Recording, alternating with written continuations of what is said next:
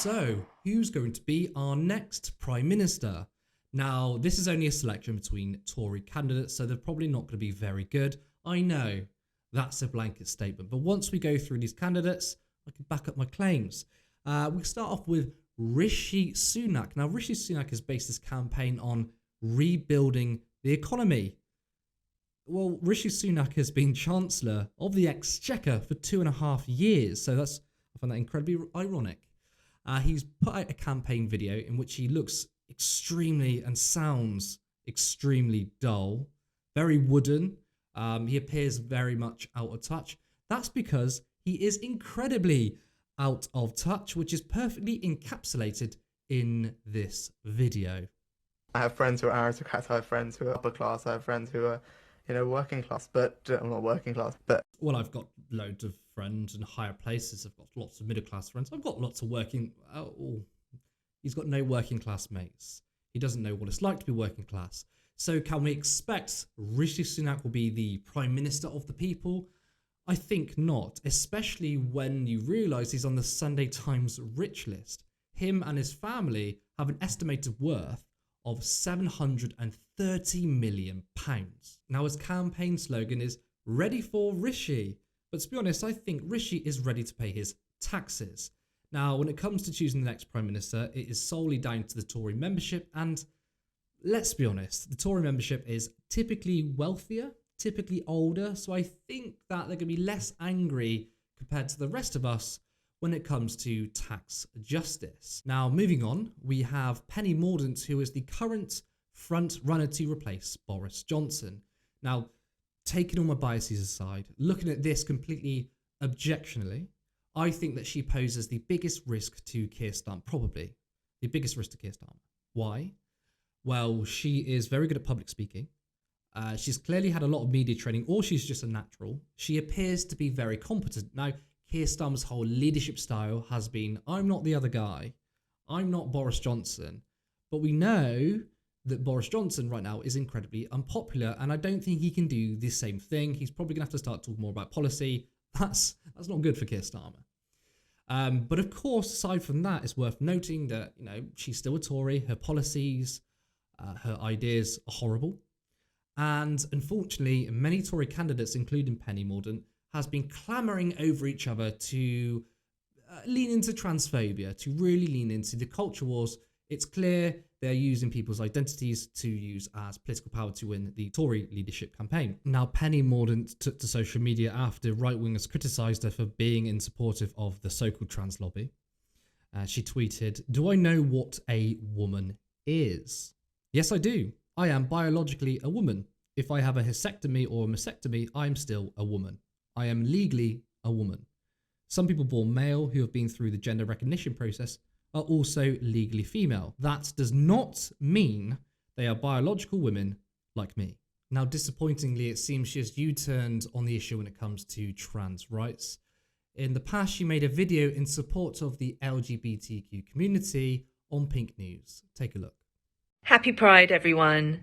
I'm an ally because I believe every individual matters, that everyone should have the opportunities and the support they need to reach their full potential. And if they don't, then our nation is never going to. I have a long list of LGBT plus heroes, but top of that list is my twin brother, James. James and I grew up in Portsmouth in the 1980s, and I will never forget his courage in coming out as a teenager then. And I'll never forget the prejudice and the obstacles that he had to overcome. And I see a direct parallel between what he went through and what the trans community are going through today. Now, of course, you can see her supporting the community in the past, but as we know, she wants to win the Tory leadership, and so many others are leaning into hate on the trans community. Now, Kemi Badenoch, who is currently in second place, and you might not have heard of her, well, she launched her campaign in the Mordaunt-owned Times. Now, the way in which she's pitched this is that it's something new and fresh, but it's not. It's just the same neoliberal, free market capitalist dogma in which we've had for 40 years. We don't need more tax cuts. We don't need more privatisation. We don't need more deregulation. We need a more intervening government in the economy. Now, she's also parroting the bullshit rhetoric of small government versus big government. First of all, no one in the UK talks like that. That's more for the US. And I would say average everyday people in the US probably don't talk that anyway. That's more for political nerds and politicos like me. But it's more Americanization of the UK, which is happening more and more and more. So anyway, what does this mean, small government versus big government? Well, obviously, we're accused, the left, of being in favour of big government because we want regulations, we want higher taxes, we want stronger public services, right? But Republicans and Conservative parties are also in favour of big government. They want to control women's bodies. They want to control whether they can have an abortion or not. The failed drug policy in which they want to legislate drugs out of existence, and which you can't do.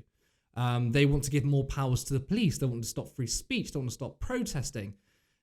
Republicans and Conservatives aren't in favour of small government. They're in favour of big government, and they are in favour of authoritarian government. Now, they are against the job of what the government is supposed to do, which is good quality public services fit for the 21st century, a dignified welfare state, a government that tries to end the gross levels of inequality in our society. A government is supposed to get rid of homelessness, get rid of food banks. That is what everyday people want, by the way. But no, Conservatives don't give a shit about that because that helps people. What they want to do is control your social life. But again, this is from Kemi Badenoch, nothing new, just same old right-wing conservatism. Now, just when you think we've started to move on from the whole benefits grandeur crap, thankfully, Tory candidate Suella Braverman has dragged us back. Take a look. I think we need to look at some of our government budgets. I think we spend too much on welfare. There are too many people in this country who are of working age, who are of good health, and who are choosing to rely on benefits, on taxpayers' money, on your money, my money, to get by. And I don't think there's enough rigour. Universal credit's been a brilliant thing in stamping out the culture of dependency, but there's further we can go. There's more we can do. Oh, it's just so boring. It's nothing new. We've got those offering free market right-wing dogma, and we've got Suella Braverman who wants to just offer more hate, more hatred for the poor and the working class.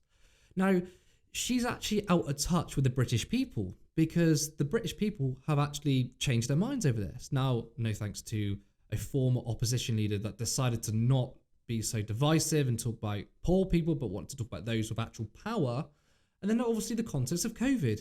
We spent £2 trillion on the furlough scheme. We can afford to keep people, well, alive if they lose their income. And of course, there's been more people on the welfare state due to COVID. Many people, I wouldn't say middle incomers, but those who aren't on the bottom line, those who have a half decent wage but lost income due to COVID, well, they topped up their wages with universal credit. And also there's to mention the fact that most people on benefits, most people on universal credit are in work. The problem is work doesn't pay. Corporations get tax cuts. They get hundreds of billions of pounds of corporate welfare every year. Political and financial elites such as Jeff Bezos, Elon Musk, treat the world as their personal playground. They can do whatever they like. But of course, we need to clamp down on those that are struggling to heat their homes or to eat. Now, aside from her horrible morals, she's also a bit of an idiot. She's terrible in front of the camera. Check out this car crash interview when talking about the ERG. Than a bad deal. Could you also just explain to us what is the European Research Group? Because a lot of people are saying it's effectively a party within a party. It's a group of hardline Brexiteers, some of whom are government ministers, operating within the Conservative Party and taking public money, because a lot of you use public money as MPs to fund this group, the ERG. The European Research Group has been in existence for many, many years, actually, and its express mission is to support the government to deliver a Brexit which is reflective of the result of the referendum and which is prosperity-led and successful. You take public money? It is funded by public money, and it has been for many years, yeah. How many government ministers are in it? I'm not going to say how many government ministers are in it because it is essentially a group of members of Parliament. It's a secret society, is it? It's not a secret society. It's a European research group. So why won't you say how many ministers are in it? It's a group of MPs who are supporting the government to deliver a Brexit which works for everybody, representing all strands. So why can't you tell us who's in it? If we pay for it, we ought to know who's in it. And people are able to disclose their name. I've told you. Where can we see the list? That the members of the European Research Group are a group of MPs who support the government's agenda in delivering. But where can we see the list of members? The list of members is kept by the European Research Group. So where can we see it? It's the people who pay for it. It's available if necessary. Now, I actually almost felt bad for her. I mean, if it wasn't for the fact that her morals are horrific, or she didn't support policies that literally destroy people's lives. Now, on a light note, my absolute favourite, Liz Truss, has thrown her hat into the ring. It's always good to see a candidate with their finger on the pulse. Take a look. We import 2/3 of our cheese. That is a disgrace. I was at HMP Pentonville last week. They've now got patrol dogs who are barking, which helps deter drones. So we're using all kinds of solutions to deal with contraband coming into our prison. In December, I'll be in Beijing, opening up new pork markets. As I've said, of course, in any trade deal we strike, we will be taking into account our high standards to make sure our farmers are undermined. And I will not rest until the British apple is back at the top of the tree. Now, as funny these candidates may be, in all seriousness, the working class are set to lose once again. There's not a single plan from any candidate in terms of the cost of living crisis. Nothing on tackling inequality, nothing on homelessness, nothing on protecting the environment. The working class have been shat on over and over again for decades.